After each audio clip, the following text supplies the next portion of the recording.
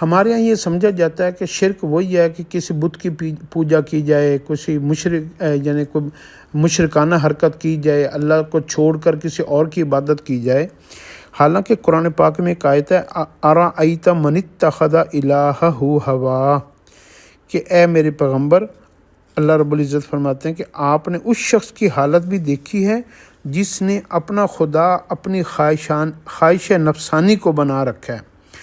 تو یہ بھی ایک بت پرستی کی قسم ہے کہ ہم نے اپنی خواہش کو ہر صورت میں پورا کرنا، اپنی مرضی کو پورا کرنا، اپنے ہوس کو پورا کرنا، اپنی چاہتوں کو پورا کرنا، اپنے نفس کے مطابق، اپنی مرضی کے مطابق زندگی گزارنا بت پرستی کی ایک یہ بھی قسم ہے جس کو ہم نے کبھی غور ہی نہیں کیا۔ تو اس لیے جو ہے نا، اگر توحید کے اوپر مرنا چاہتے ہیں تو پھر